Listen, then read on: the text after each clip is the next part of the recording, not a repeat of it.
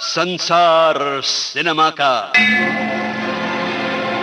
बातें बाइस्कोप की, बाइस्कोप की बातें।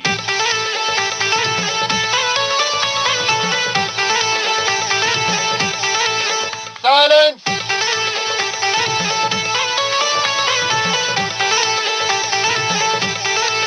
एक्शन। बाइस्कोप की बातें आज होंगी एक ऐसी फिल्म को लेकर जिसके नाम से भाई और बहन के पावन प्रेम की सुगंध आती है। ये दूसरी बात है कि इस फिल्म की कहानी का केंद्र भाई बहन का रिश्ता नहीं है, लेकिन हाँ, रक्षाबंधन का एक मार्मिक प्रसंग इसका एक अंग अवश्य है। वैसे भी एक प्रसिद्ध फ्रांसीसी उपन्यास को इस फिल्म की कहानी का आधार बनाया गया है और राखी के रेशमी धागों में यूरोपीय संस्कार कहाँ होते हैं। खैर, आइए इस फिल्म की बातें सुनें जिन्हें फिल्म के प्रोड्यूसर और कलाकारों की यादों और पुरानी पत्रिकाओं की कतरनों से बटोर कर लाई हैं लीलम जोशी, और राजलक्ष्मी की मदद से ये बाइस्कोप की बातें सुना रहे हैं प्रोग्राम के प्रोड्यूसर लोकेंद्र शर्मा।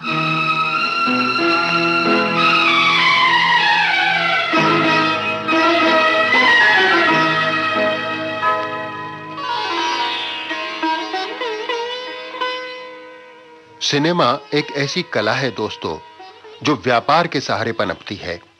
यानी ये कला बॉक्स ऑफिस की मोहताज होती है। इसकी सफलता की बुनियाद है मनोरंजन।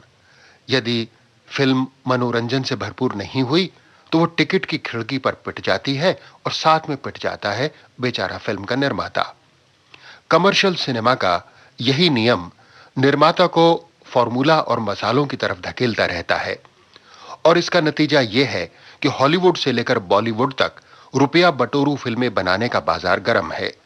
निर्माता भले ही महान साहित्य से कोई कहानी उधार ले या किसी अच्छे लेखक से फिल्म लिखने का आग्रह करे, फिल्म बनाने का उसका व्रत बॉक्स ऑफिस के लालच में बार-बार टूट जाता है। तो आइए आज बाइस्कोप की बातें करें एक ऐसी ही फिल्म को लेकर जो थी तो एक विश्वविख्यात कथाकृति पर आधारित, लेकिन बन पाई एक साधारण स्तर की कॉमर्शियल फिल्म।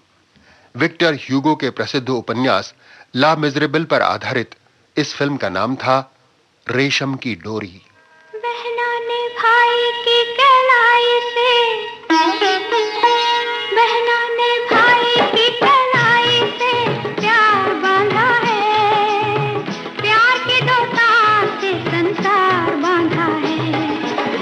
रेशम की डोरी से, रेशम की डोरी से, रेशम की डोरी से संसार बांधा है। बहना ने भाई की कलाई से प्यार बांधा है, प्यार की दो तार से संसार बांधा है। रेशम की डोरी से, रेशम की डोरी से, रेशम की डोरी से संसार बांधा है। रेशम की डोरी जेल से भागे हुए एक ऐसे कैदी की कहानी है जिसे रस्सियों में जकड़ कर रखा जाता था। यह कैदी जेल से फरार होने के बाद भी जज्बात की डोरियों में बंधा रहता है। ये जज्बात हैं छोटी बहन के प्यार के। इन्हीं जज्बात की डोरियों को फिल्मकार ने कहा रेशम की डोरी।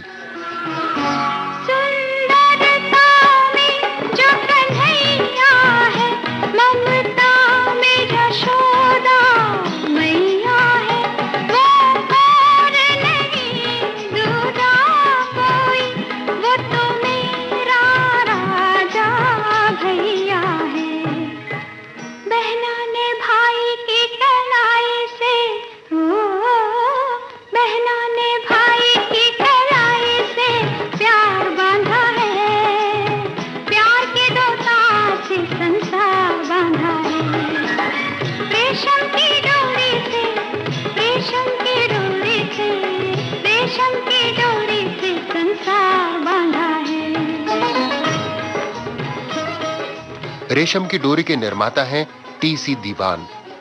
करीब 40 बरसों तक निर्माता बने रहे टीसी दीवान अब तक केवल 10 फिल्मों का ही निर्माण कर पाए हैं। शायद जल्दी का काम शैतान का, इस उक्ति पर उन्हें कुछ ज्यादा ही भरोसा है। खैर, टीसी दीवान की पहली फिल्म थी ट्रंक कॉल, जो सन 1960 में रिलीज हुई थी। ये एक ब्लैक एंड व्हाइट फिल्म थी।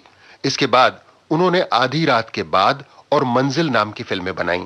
मंजिल फिल्म में देव आनंद और नूतन की मुख्य भूमिकाएं थीं और इसमें एस.डी. बर्मन का संगीत काफी लोकप्रिय हुआ था। चुपके से मिले प्यासे प्यासे, कुछ हम कुछ तुम, कुछ हम कुछ तुम।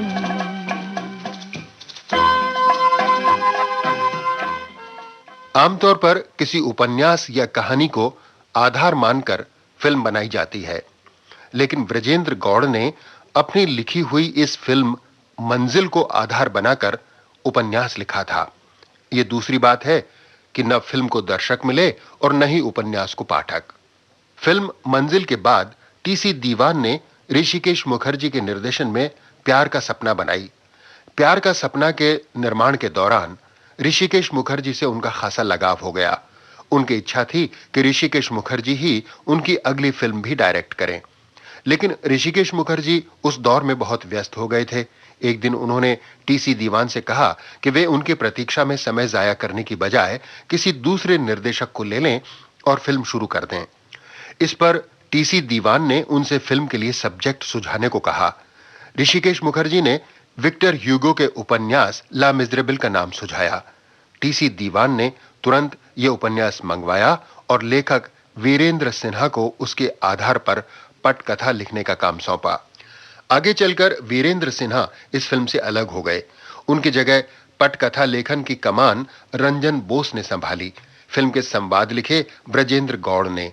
इस तरह ला मिजरेबल को आत्माराम के निर्देशन में रेशम की डोरी बनाने का काम आरंभ हो गया। क्यों भाई, क्या तकलीफ है आप लोगों को? तुम्हारा दिमाग दुरुस्त करने आए। अच्छा, अगर तुमने दिनेश जी और फैक्ट्री के मामलात में दखल देने की कोशिश की तो क्या करेंगे आप? तो थोड़ा सा तमीज सिखा जाएंगे आकर। और हमारा बदतमीजों को तमीज सिखाने का तरीका है? आप लोग तो बहुत गर्म नजर आ रहे हैं। जरा प्यार से बात नहीं हो सकती?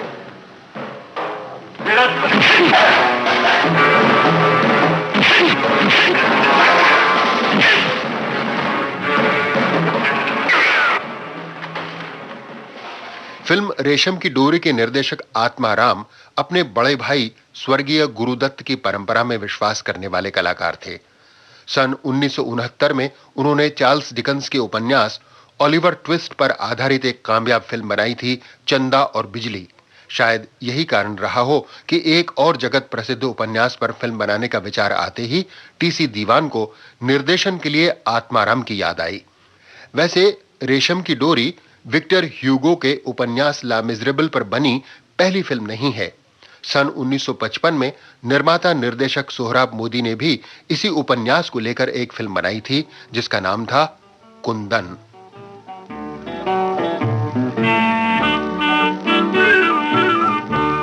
शिकायत क्या करूं, दोनों तरफ हमका फसाना है।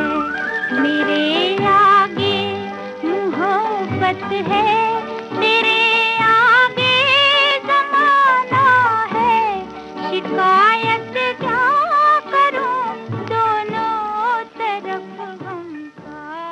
1955 में बनी कुंदन और 1974 में बनी रेशम की डोरी में काफी फर्क था। सबसे बड़ा फर्क तो यह था कि दोनों में 19 बरस की दूरी थी। दूसरे, फिल्म कुंदन ला मिजरेबल की मूल कहानी के काफी नजदीक थी, जबकि फिल्म रेशम की डोरी व्यावसायिकता के तकाजों के कारण मूल कहानी से काफी दूर चली गई थी।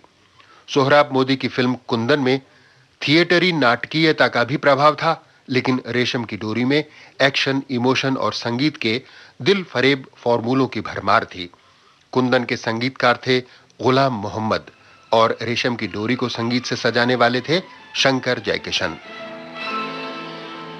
सोने के गहने क्यों तूने पहने, काया तेरी खुद कंचन है। गेसू बनाए तो फूल क्यों सजाए, तेरा बदन खुद गुलशन है। अच्छा? सोने के गहने क्यों तूने पहने।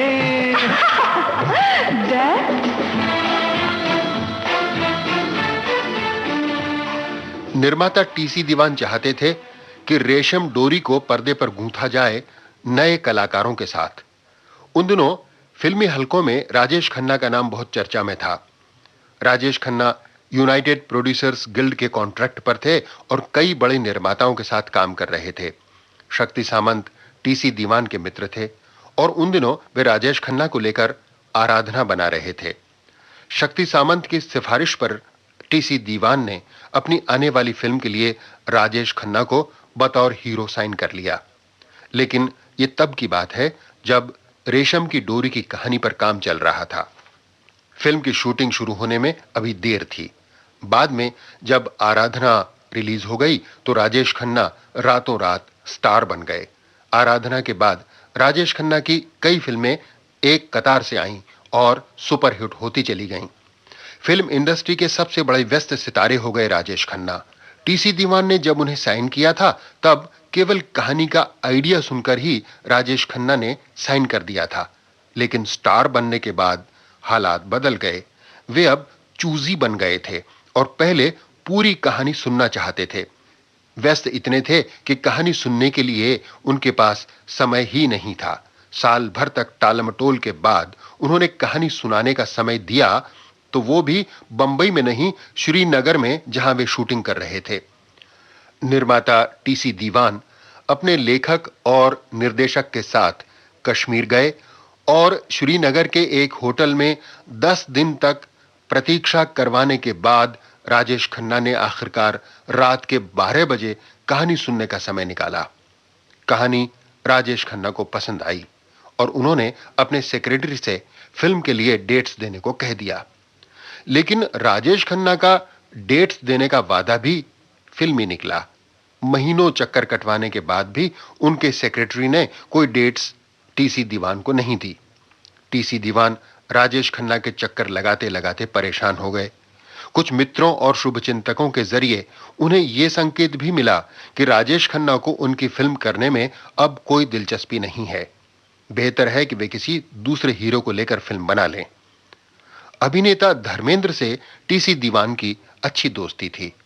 वे धर्मेंद्र से मिले और राजेश खन्ना के साथ हुए वाकये के बारे में बताते हुए पूछा कि क्या धर्मेंद्र उनकी फिल्म में काम करना चाहेंगे।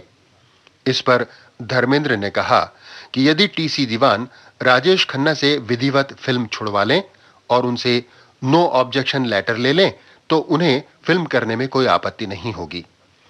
टीसी दीवान ने अनुबंध रद्द करवाने की औपचारिकता पूरी की और धर्मेंद्र को लेकर रेशम की डोरी बनाने की घोषणा कर डाली। इस तरह लगभग 1.5 बरस तक अनिश्चय के झूलों में झूलने के बाद आखिर फिल्म रेशम की डोरी का निर्माण आरंभ हो गया। तुम यहाँ? आज मैं नाना जी का घर छोड़कर आई हूँ। क्या कह रही हो तुम? पिताजी ने कहा था और आपने समझाया था कि मैं वहीं रहूं उनका सहारा बनकर और उनके उसूल बदलने की कोशिश करूं। लेकिन वो दिनेश के जाल में इस तरह फंस गए हैं कि ना उन पर सच्चाई का असर होता है, ना ईमानदारी का और ना ही प्यार ममता का। वो आपको और मजदूरों को दिए हुए वचन भूलकर सिर्फ एक धनवान की तरह हुक्म चलाना चाहते हैं, हुक्म जिस पर अमल किया जाए। कि नानू, तुम्हारी मुखालफत का जवाब देने के लिए वो कोई भी तरीका इख्तियार कर सकते हैं। मुझे कोई परवाह नहीं, मैं तुम्हारे पास आई हूँ, तुम्हारे पास रहूंगी। फिल्म रेशम की डोरी की नायिका थी सायरा बानो। वैसे इसका श्रेय भी राजेश खन्ना को ही जाता है। श्रीनगर में कहानी सुनने की घटना के बाद जब हीरोइन को लेने का सवाल उठा तो राजेश खन्ना ने एक फरमाइश रखी। वो ये कि फिल्म में उनकी नायिका सबसे ज्यादा पारिश्रमिक लेने वाली अभिनेत्री को रखा जाए। उन दिनों नायिकाओं में सायरा बानो सबसे ज्यादा पैसा ले रही थीं, सो उन्हीं के नाम का फैसला हुआ।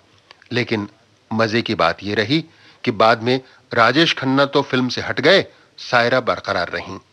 मिल मालिक की ग्लैमरस बेटी की उनकी भूमिका फिल्म का अहम आकर्षण साबित हुई।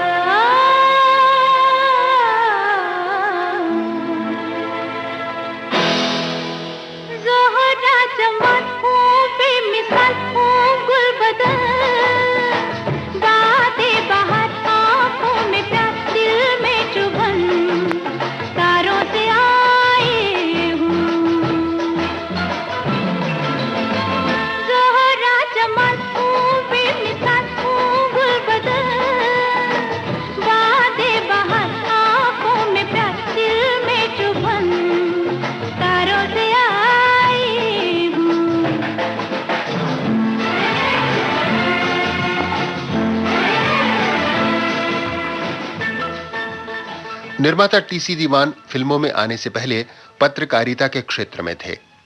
सन 1950-51 के दौरान जमींदारी उन्मूलन की हवा गर्म थी।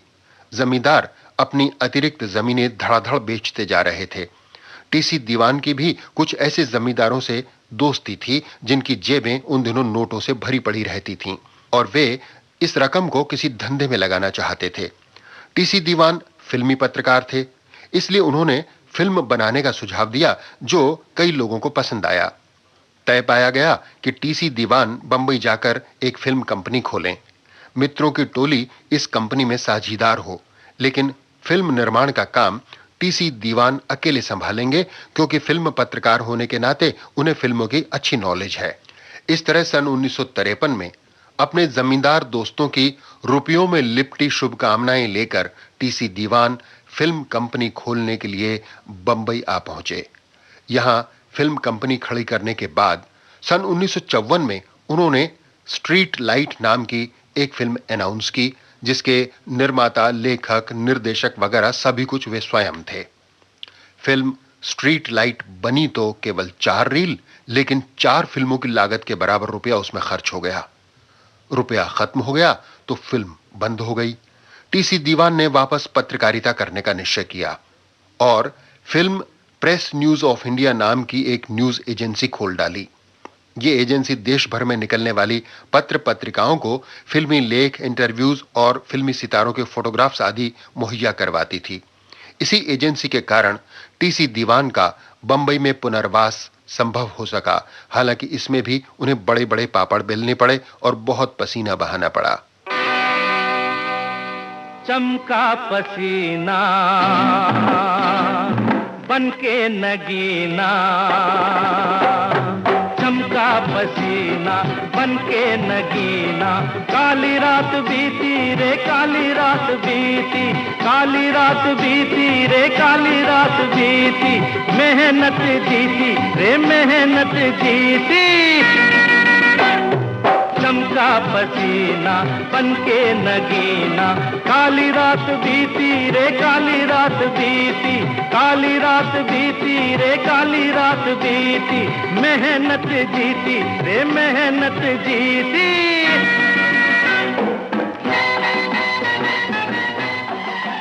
बंबई में पत्रकारिता के दौरान एक दिन लोकल ट्रेन में टीसी दीवान को मिल गए अभिनेता धर्मेंद्र।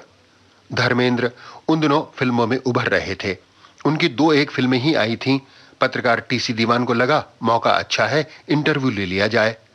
जाकर वे धर्मेंद्र से मिले और अपना परिचय देते हुए इंटरव्यू की मांग की। इस पर धर्मेंद्र ने सकुचाते हुए बताया कि वे दीवान साहब को पहले से पहचानते हैं। हुआ यूं था कि कुछ बरस पहले जब दीवान साहब ने अपनी फिल्म में नए कलाकारों को चांस देने के लिए एक विज्ञापन निकाला था, तब धर्मेंद्र भी उम्मीदवार के रूप में उनसे मिले थे, लेकिन रिजेक्ट कर दिए गए थे। यह सुनकर टीसी दीवान थोड़ा झेंप गए और अपनी फिल्म स्ट्रीट लाइट का हश्र उन्होंने धर्मेंद्र को कह सुनाया। फिर बताया कि फिलहाल तो वे न्यूज एजेंसी चला रहे हैं, लेकिन एक न एक दिन फिल्म जरूर बनाएंगे और उसमें धर्मेंद्र को हीरो लेंगे। इस तरह धर्मेंद्र और टीसी दीवान में दोस्ती हो गई। लेकिन धर्मेंद्र को अपनी फिल्म में लेने का अपना वादा टीसी दीवान अपनी 5वीं फिल्म में ही निभा पाए, और वो भी राजेश खन्ना द्वारा तिरस्कृत हो जाने के बाद। ये तुमने अच्छा नहीं किया बेटा, यहाँ रहकर इन लोगों से दुश्मनी। मुझे दोस्ती या दुश्मनी की चिंता तब होगी चाचा जब मैं यहाँ रहूंगा। मैं आज ही अभी यहाँ से चला जाऊंगा। क्यों? इन लोगों से डर गए? गुंडे और बदमाशों से डरते हैं बुज़दिल।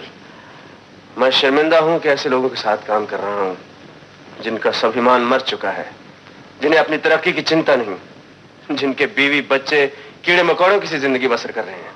इन मुर्दा दिलों के बीच आज कम से कम एक इंसान तो ऐसा आया जिसकी आत्मा जाग रही है। तुम चाहो तो इन मजदूरों में नया जीवन फूंक सकते हो बेटा। जगाया उन्हें जा सकता है जो सोया हुआ हो, लेकिन जो जागते हुए सोए के समान हो उन्हें कौन चेतना दे सकता है?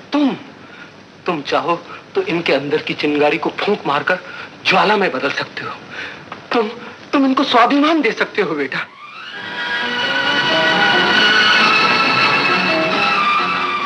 फिल्म रेशम की डोरी का हीरो है अजीत। अजीत एक कारखाने में काम करता है और उसका इस दुनिया में छोटी बहन के सिवा और कोई नहीं है। दोनों भाई बहन में बहुत प्रेम है। रज्जो की बच्ची, कम से कम मेरे बटन तो लगा दिया कर। अरे ये जो लोहे पत्थर का बदन बना रखा है ना, तो रोज रोज बटन टूटते हैं, अब तो कमीजें भी फटने लगेंगी। भगवान कितनी मेहनत मुशक्कत से ये बदन बनाया है, ये पगली एक दिन जरूर नजर लगा देगी। छी छी छी, कैसी बातें करते हो भैया, कहीं बहन की नजर भी भाई को लगती है। लो मुंह मीठा कर लो, आज बसंत पंचमी है। बसंत पंचमी? मुंह खोलो।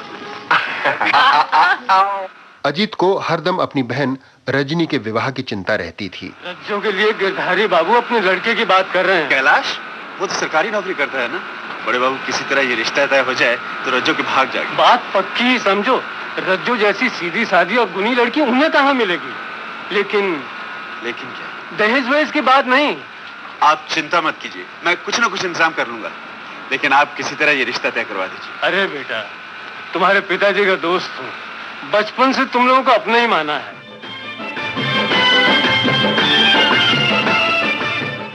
तो ये थी अजीत और रजनी के जीवन की एक झलक। इसके बाद शुरू होती है जिंदगी के तूफानों की कहानी। ये तूफान बसंत पंचमी की बहार में लिपटे हुए चले आए थे। सोना है, चांदी है, मोती है, मूंगा है, गोरी तेरा कंगना, आजा रे सोना है फागुन तेरे बिना। सोना है, चांदी है, मोती है, मूंगा है, गोरी तेरा कंगना, आजा रे सोना है फागुन तेरे बिना।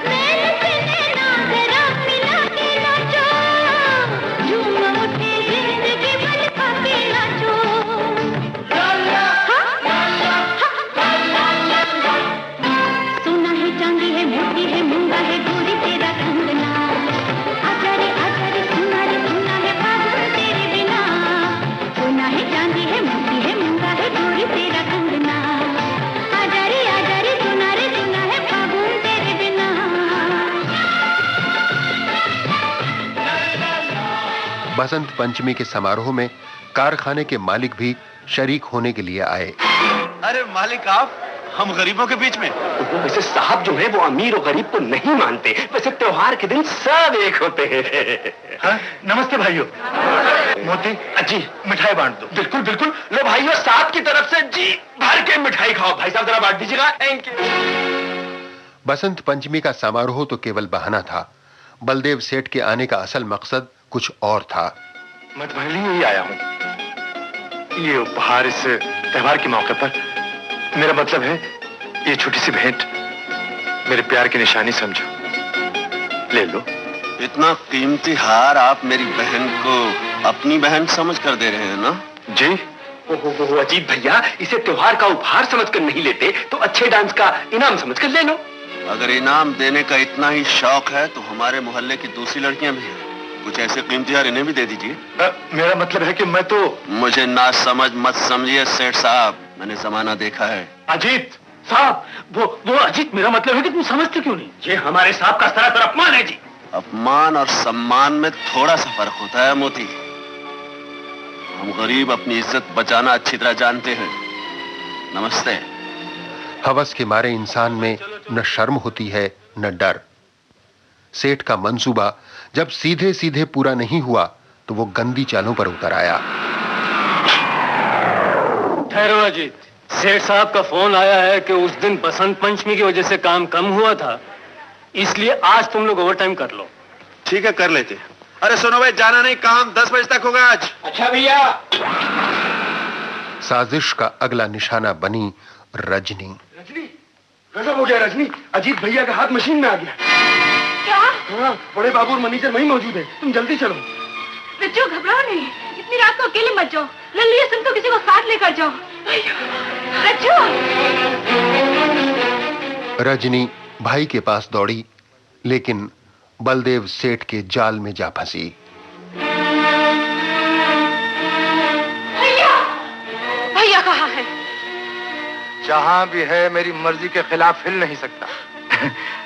यह हार मैं तुम्हारे लिए उस दिन लाया था, लेकिन उस वक्त तुम्हारे भैया बीच में आ गए। दिल के अरमान दिल ही में रह गए, लेकिन आज मैंने पूरा बंदोबस्त कर लिया है कि जब ये हार मैं तुम्हारे गले में डालूंगा, हमारे बीच और कोई इस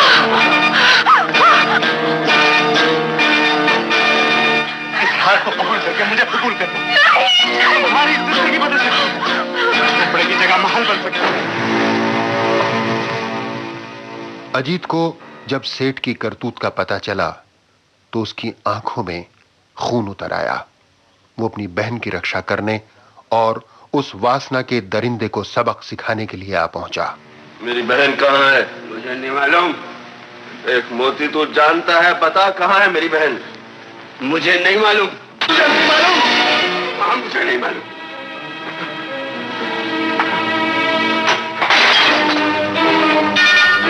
कहाँ है मेरी बहन?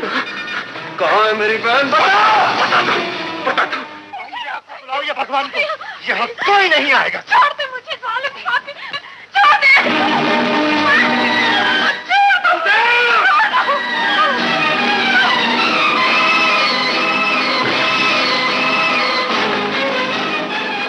इस झगड़े में गोली चल गई।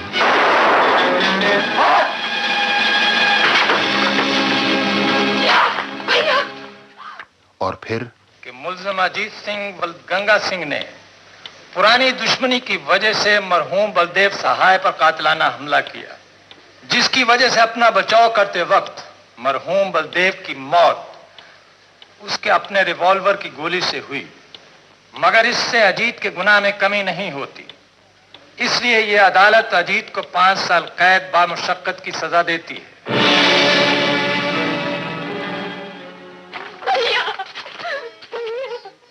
अजीत ने बहन की जिम्मेदारी बड़े बाबू को सौंपी और खुद सजा काटने के लिए चल पड़ा।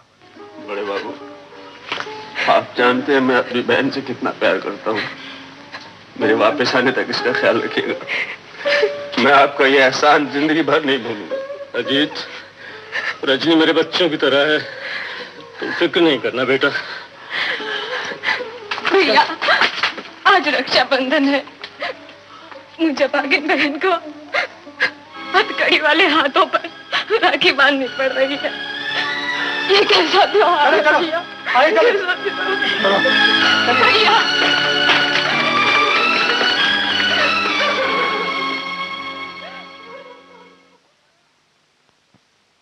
बड़े बाबू अजीत को दिया गया अपना वचन निभा नहीं पाए।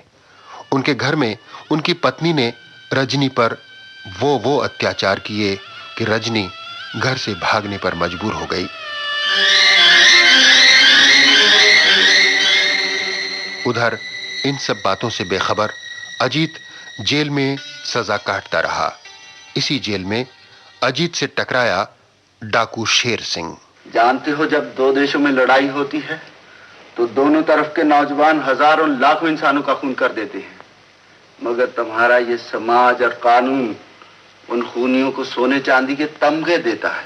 शेर सिंह, तुम कहना क्या चाहते हो? कहना चाहता हूं कि तुम्हारे बाजू में बहुत ताकत है, इसका बराबर इस्तेमाल होना चाहिए। बस मेरे जत्थे में शामिल हो जाओ, मुझे तुम जैसे आदमी की सख्त जरूरत है। मेरे साथियों ने मेरा यहाँ से भागने का इंतजाम भी कर लिया है। तुम चाहते हो मैं तुम्हारी तरह चोरियां करूं, डाके डालूं? नहीं शेर सिंह, मैं अपनी सजा पूरी काट कर ही यहाँ से जाऊंगा। ना समझ, दीवाना है तू। तुझे अपनी बहन का भी ख्याल नहीं? वो बेचारी अकेली है। नहीं शेर सिंह, वो अकेली नहीं है, बड़े बाबू के पास रहती है। परंतु जब बड़े बाबू से अजीत को रजनी के घर छोड़कर चले जाने की बात मालूम हुई तो उसके सारे आदर्शवादी विचार बदल गए। वो जेल से फरार होने के लिए बेकरार हो उठा। शेर सिंह, तुम जेल से भागने का बंदोबस्त कर रहे थे ना? कोई बुरी खबर लाए हो? मेरी बहन घर छोड़कर कहीं चली गई है। अब इस दुनिया से भरोसा उठ गया है शेर सिंह। मैं इस जेल से किसी भी तरह भाग जाना चाहता हूँ। फिक्र मत करो, शेर सिंह तुम्हारे लिए जान भी लड़ा देगा।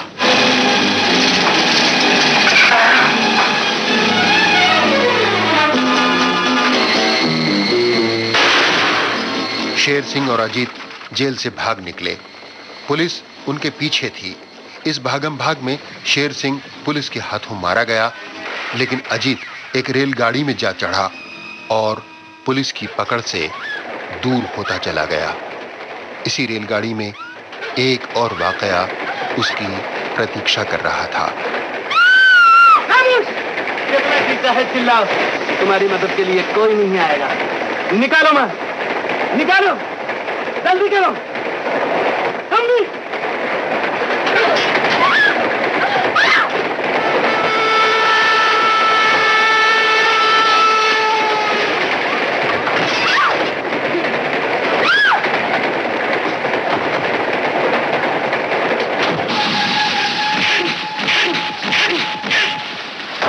अगर आप ना आते तो वो हमें लूट ही लेता। कैश और जेवर के साथ साथ इज्जत पे हाथ डालता और हो सकता है जान से मार डालता। सुनो, ये लो। कैश, जेवर, जान और इज्जत की कीमत सिर्फ 100 रुपया। 100 रुपया चाहिए? लाख रुपया? मेरे चाहने की फिक्र न कीजिए मेम साहब। हाँ, इतना जरूर पता चल गया कि आपके पास सिवाय पैसे के कुछ नहीं। अजीब आदमी है। अजीत के कारण जिस हसीना की जान बची उसका नाम था अनुपमा। अनुपमा के नाना एक बड़े मिल मालिक थे और नाना ने अनुपमा को बड़े नाजों के साथ पाला था। नाना जी, मिल का क्या हाल है? बेटी, मैंने 4 साल से मिल की जिम्मेदारी दिनेश को पूरे तौर से सौंप रखी है। अच्छा। इसलिए इनकी मजदूरों की वजह से जो परेशानी होती है, उफ, उसका हाल मैं ही जानता हूँ। ये मजदूर होते ही ऐसे हैं। जी हाँ, उन्हीं के लफड़ों में मैं रह गया, वरना स्टेशन पर आपको लेने के लिए आ रहा था। जी हाँ। रणवीर, आज रात का खाना तुम हमारे साथ खाओगे। सॉरी लाला जी, आज शाम को तो मेरी ड्यूटी मिल एरिया पे है। वो लोग आपको बुलाने के लिए आए थे ना, हम लोग भी वहाँ चले। आप लोग जरूर चलिएगा, बेचारे मजदूर खुश हो जाएंगे। अनुपमा सभी लोगों के साथ मजदूरों के इस समारोह में गई। उधर अपनी बहन की तलाश में भटकता हुआ अजीत भी वहां आ पहुंचा। समारोह सचमुच शानदार था। है जग में जिसका नाम अमर, उस रघुवर के गुण गाता हूँ। इंसानों में भगवान था जो उस राम की कथा सुनाता हूँ। इंसानों में भगवान था जो उस राम की कथा सुनाता हूँ। फूलों की एक वाटिका में वानर ने देखा सीता को, जाकर प्रभु का संदेश दिया जग जननी पुण्य पुनीता को। तब मेघनाद ने जा पकड़ा और पूंछ में आग लगा डाली, उस अग्नि से बजरंगी ने सब लंका राख बना डाली, उस अग्नि से बजरंगी ने सब लंका राख बना डाली।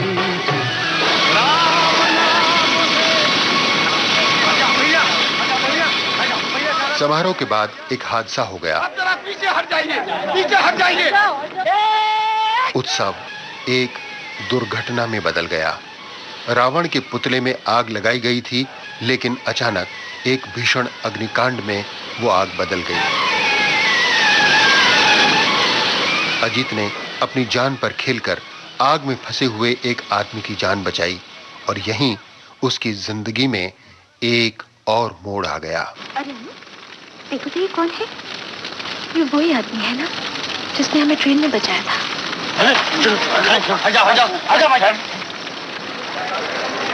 बाकेला, अगर बाबा को ज्यादा चोट लगी हो तो उन्हें अस्पताल ले जाना।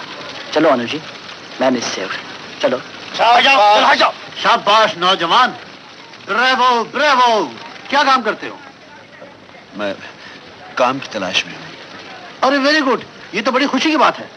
तुम मुझे कल मिलो, मैं तुमको मिल में नौकरी दिलवा दूंगा। Do you know I am the secretary of Lala ji? ही तो ना बुट्ठी। Thank you very much. Thank you. Okay okay, see me tomorrow. Ajit पूरी बस्ती का हीरो बन गया, परंतु उसने अपना असली नाम और परिचय किसी को नहीं बताया। लाश को चिता पर से निकाल कर लाने वाले तुम कौन? मेरा नाम विनोद है। कहाँ के रहने वाले हो बेटा? घर में कौन कौन है? एक छोटी बहन थी, ना जाने कहाँ खो गई है। उसी की तलाश में भटक रहा हूँ। अच्छा, मैं चल रहा हूँ। अरे इतनी बड़ी दुनिया में अपनी बहन को ढूंढने निकले हो। जेब में पैसे हैं, भाग्य और ईश्वर पर भरोसा है, विश्वास है? पूछिए तो मेरा हर चीज से विश्वास उठ गया है। और फिर भी बहन को ढूंढने निकले हो। बेटा, ईश्वर पर विश्वास रखो। उसने बहन भाई को जुदा किया है और वही एक दिन मिलाएगा, जरूर मिलाएगा। देखो, तुम्हें यहाँ नौकरी तो मिली गई, कुछ दिन काम करो, पैसे जमा करो, फिर हम बहन को ढूंढने निकलेंगे। हाँ। अजीत रुक गया। वो मिल में काम करने लगा। उसने पाया कि मिल पर मैनेजर और उसके गुर्गों का शिकंजा कसा हुआ है। ये लोग हर तरफ मनमानी कर रहे थे और इन लोगों की करतूतों से मिल लगातार घाटे में जा रही थी। लाला जी, वो बैलेंस शीट लाया था दस्तखत कराने के लिए। भगवान दास जी, बैलेंस शीट ले जाइए। जी। ये क्या नाना जी, आप बगैर देखे दस्तखत करते जा रहे हैं? बेटी ये ना भूलो, दिनेश मेरे बचपन के दोस्त अमरनाथ का लड़का है। इस पर मेरा पूरा भरोसा है। देखिए तो, मिल में तो घाटा ही घाटा है। ये नुकसान कब से हो रहा है? यही तकरीबन 4 साल से। और आप इसे पूरा कैसे कर रहे हैं? लाला जी की जो टी स्टेट है, उसका प्रॉफिट इसमें एडजस्ट कर लेता हूँ। आप मिल बंद क्यों नहीं कर देते? नहीं, ये कैसे मुमकिन हो सकता है? इतने सारे वर्कर हमारी मिल में काम करते हैं, उनकी फैमिलीज हैं, उनके बच्चे। तो क्या हम लोगों ने कोई यतीम खाना खोल रखा है? दिनेश, तुमने ये सब कुछ मुझे पहले बताया क्यों नहीं? हमें मिल बंद करनी चाहिए। आज से मिल बंद, उसके लिए खरीदार ढूंढो। आज से मिल बंद किया जा रहा है। मिल बंद होने से मजदूरों में हड़कंप मच गया। अजीत उर्फ विनोद ने सभी को समझा बुझाकर शांत किया और लाला जी से बातचीत करने का सुझाव दिया। आप सब लोग आइए मेरे साथ। चुप रहो। तुम लोगों ने समझा है कि मैंने धर्मशाला खोल रखी है, लेकिन कान खोल कर सुन लो कि दुनिया की कोई ताकत मुझे मजबूर नहीं कर सकती कि मैं मिल चालू रखकर घाटा उठाता रहूं। मिल बंद नहीं होगी लाला जी। तुम कौन हो? नाना जी, ये वही आदमी है जिसने मुझे ट्रेन में गुंडे से बचाया था। मालिक और मजदूर का रिश्ता वैसा ही पवित्र है जैसा एक परिवार का, और आप इस परिवार के मुखिया हैं। अगर आपको कोई परेशानी है तो उसमें हम भी शामिल हैं। अगर आपको मिल चलाने में कोई दिलचस्पी नहीं तो एक मौका हमें दीजिए। लेकिन इस बात की क्या गारंटी है कि हमारी लाखों रुपए की मशीनें जो आप लोग इस्तेमाल करेंगे उसे सही सलामत रखेंगे? जो मशीनें हमें रोटी देती हैं, हम उन्हें नुकसान पहुंचाएंगे? आप शायद नहीं समझ सकते, मिल हमारे मंदिर हैं, हम इनकी पूजा करते हैं। नाना जी तुम लोगों को 1 महीने की मोहलत दे सकते हैं। मजदूरों ने अजित की रहनुमाई में मिल चलाने की जिम्मेदारी उठा ली, लेकिन इस काम के लिए धन की भी जरूरत थी। अजित ने इसके लिए अनुपमा को पकड़ा। मिल तो आप लोग खुद चलाने वाले हैं ना? हाँ, लेकिन अनुजी आपको याद होगा आपने ट्रेन में। ओह, लाख रुपए। मैं अच्छी तरह जानती हूँ कि आज मिल चलाने के लिए आपको 1 लाख रुपए की जरूरत है। विनोद, तुम जैसे स्वाभिमानी आदमी को एक अमीर लड़की के सामने अपनी मजबूरी बताते हुए शर्म नहीं आती? चाचा मैं नाना जी इन मजदूरों के बारे में ठीक ही कहते हैं। इन्हें पेट भर खाना मिल जाए तो सर पर सवार हो जाते हैं, आंखें दिखाने लगते हैं, और भूखे हो तो जान के दुश्मन बन जाते हैं। आप गलत कह रही हैं। जिस पीढ़ी की आंखों में मजदूरों के लिए आंसू लबलबाते थे, जिसके दिल में मजदूरों के लिए प्यार भरा रहता था, उसकी बेटी अपने नाना की जहरीली बातें उगल रही। आप मेरी माँ को कैसे जानते हैं? तुम्हारी माँ को सब जानते हैं। तुम्हारी माँ की आज भी सब लोग इज्जत करते हैं, क्योंकि वो गरीब परवर थी, दया की देवी थी, शांति जैसा नाम वैसा स्वभाव। इसीलिए उसने विशाल नाम के एक मजदूर से शादी की। आप विशाल हैं? अनुपमा जी आपकी बेटी है? अनुपमा से बातें करने वाला ये इंसान और कोई नहीं, स्वयं अनुपमा का पिता था विशाल। पिता को पाकर अनुपमा निहाल हो गई। उधर अजित के नेतृत्व में मजदूर भी जी जान से मिल चलाने के काम में जुट गए। पसीने का परिणाम धीरे धीरे सामने आने लगा।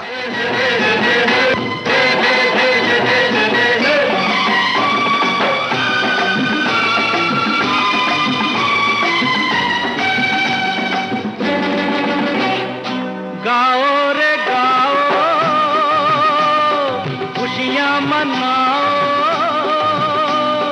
गाओ रे गाओ, खुशियां मनाओ, अब हमको डर कैसा, अपने हाथों अपना नसीबा लिख लो चाहे जैसा, काम का दूजा नाम नसीबा, काम से कर लो प्रीति, चमका पसीना, ये चमका पसीना बन के नगीना, काली रात बीती रे काली रात बीती, मेहनत जीती रे मेहनत जीती।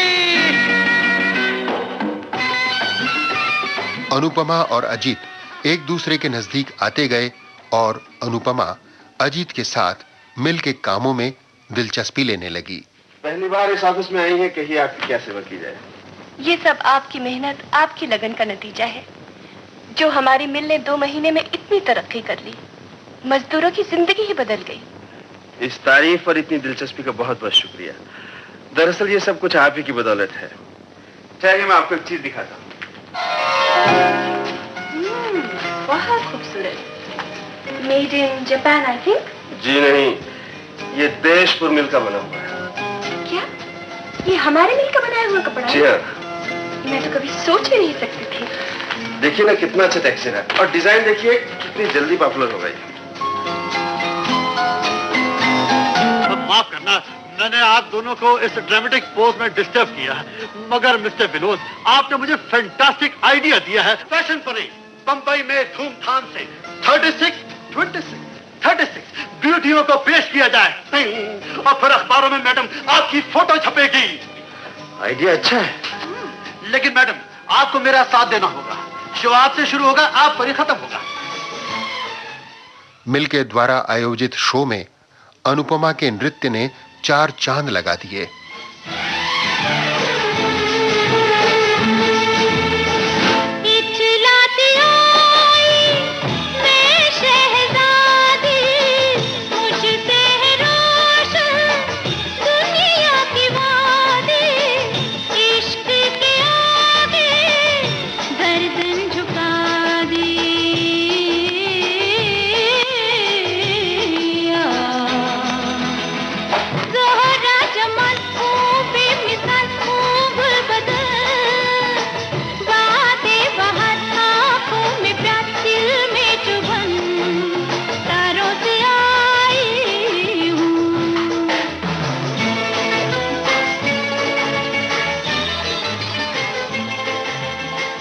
इस फैशन शो ने अजीत और अनुपमा को एक दूसरे के और भी करीब ला दिया। अभी तक सोई नहीं क्या?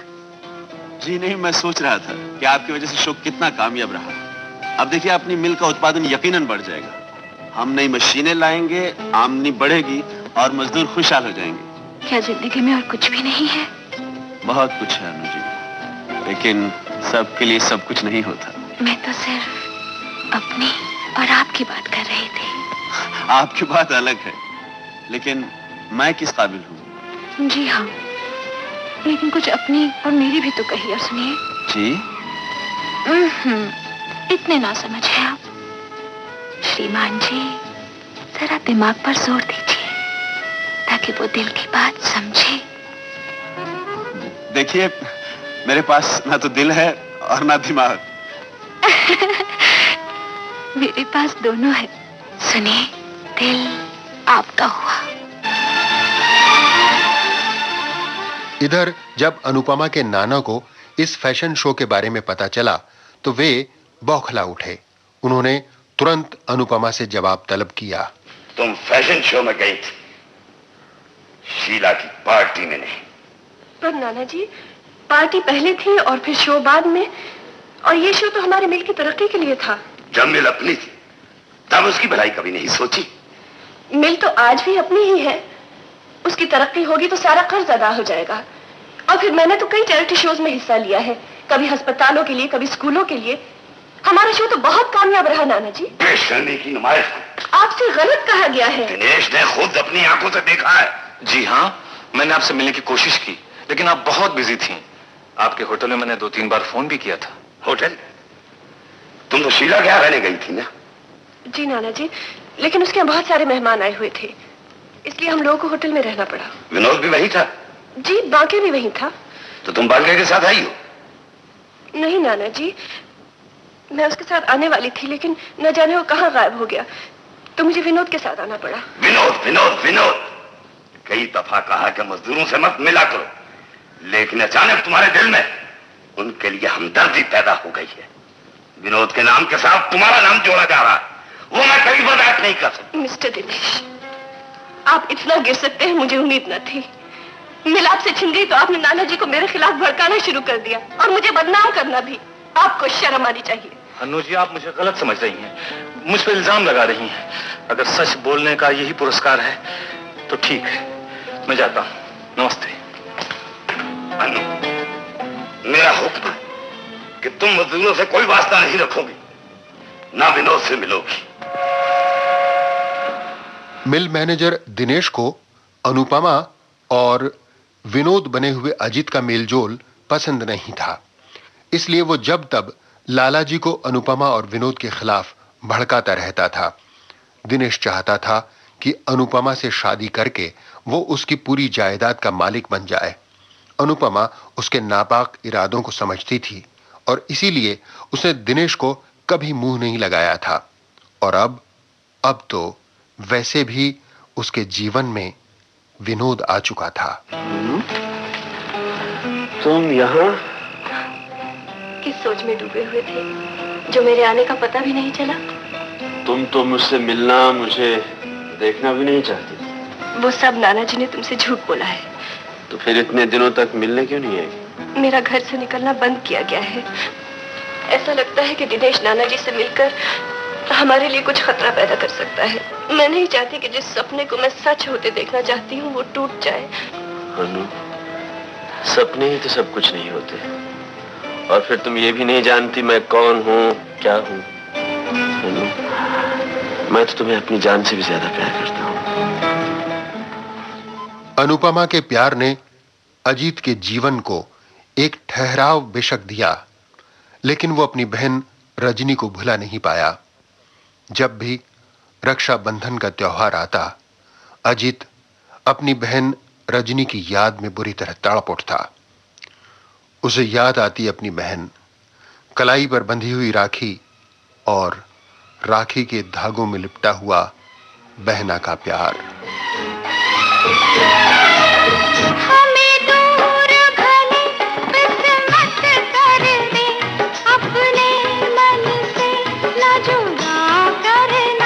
सावन के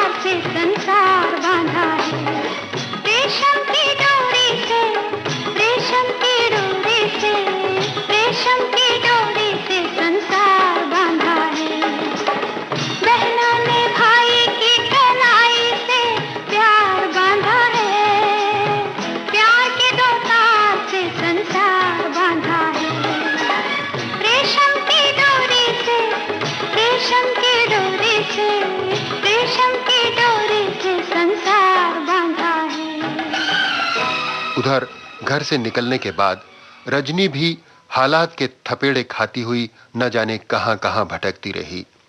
इसी भटकन के दौरान उसे आ टकराया था कुंदन। कुंदन कारखाने के मालिक बलदेव का खास चमचा था। उसकी रजनी पर बुरी नजर थी। रजनी उस शैतान से अपने आप को बचाती हुई भाई की टोह लेती रही। भाई से मिलने के लिए चल पड़ी, लेकिन एक बार फिर वो बदमाशों के जाल में जा फंसी। जाने तो मुझे, मैं तो अपने भाई का घर समझकर यहाँ आई थी। मेरे नजदीक मत आओ।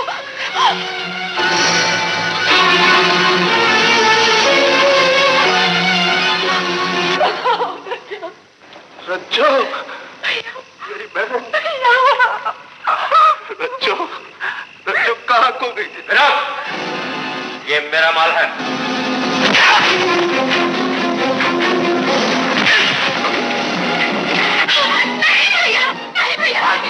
नहीं छोड़ूंगा। मेरी कसम भैया, इसे मत मारो। रजनी के मिल जाने के बाद अजीत के जीवन की सबसे बड़ी चिंता दूर हो गई।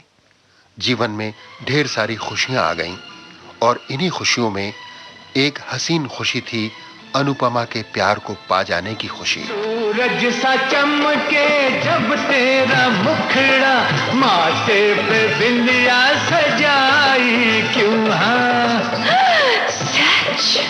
लाली बिना होठ लाल है तेरे, होठों पे लाली लगाई क्यों, होठों पे लाली लगाई क्यों।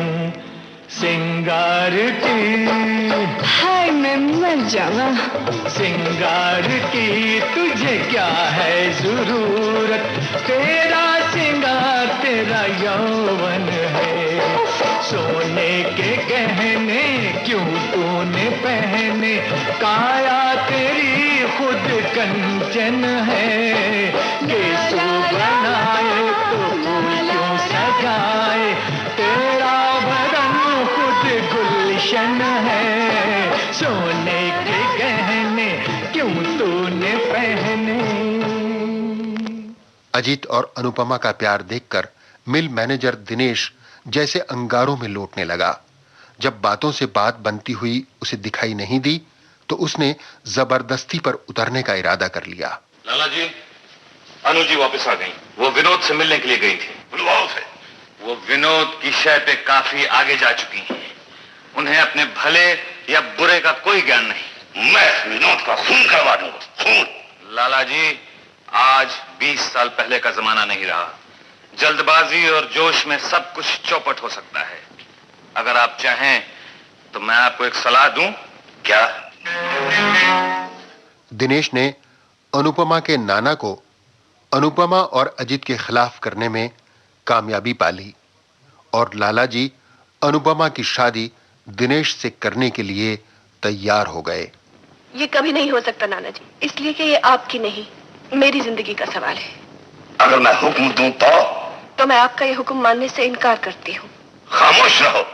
ये तुम नहीं, तुम्हारी आवाज में विनोद की जलालत बोल रही है। ये जलालत नहीं, हकीकत है जो मुझे विनोद से नहीं बल्कि अपनी माँ की भटकती हुई आत्मा से मिली है। मेरी माँ जो आपकी बेटी थी, जिसके लिए आपके दिल में कोई हमदर्दी नहीं थी, कोई प्यार नहीं था, जो आपके जुल्म का शिकार बन गई और जिनकी मौत की जिम्मेदारी आप पर है। अन्नू, तुम मुझ पर बहुत बुरा इल्जाम लगा रही हो। इल्जाम तो ये भी है कि आपने मेरे पिता का खून कराने की कोशिश की। आप समझे कि वो पागल हो गए, मर गए, लेकिन आपको ताज्जुब होगा कि वो जिंदा है और सही सलामत है। क्या? हाँ, और जब मुझे ये सब मालूम हुआ तो मेरा दिल नफरत से भर गया। मैं जा रही हूँ नाना जी। अनुपमा ने विद्रोह कर दिया। इधर दिनेश भी नीचता पर उतर आया। ये मिल का नक्शा है। यहाँ डायनामाइट लगाकर हम मिल को उड़ा सकते हैं और उसके बाद विनोद और उसके साथियों को आसानी से कानून की जाल में फंसा सकते हैं। इसके बाद दिनेश और उसके गुर्गों ने मिल में आग लगा दी।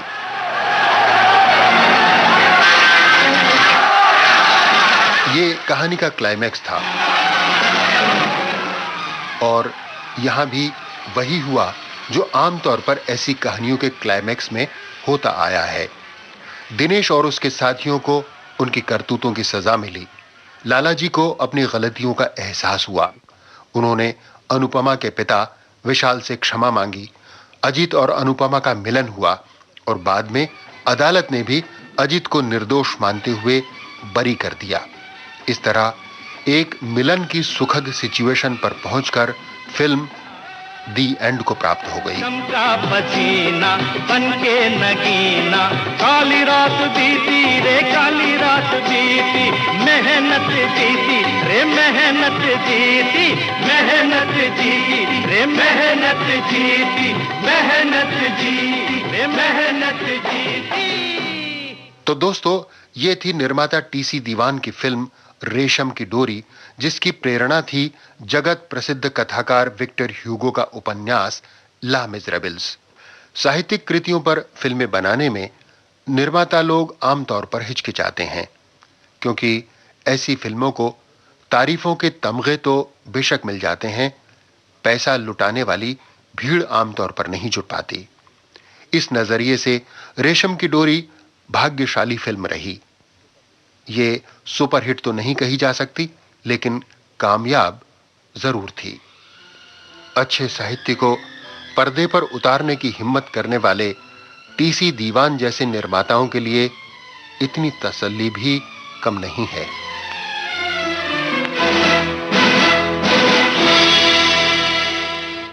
बाइस्कोप की बातें प्रोग्राम के तहत आज आपने सुनी फिल्म रेशम की डोरी की बातें।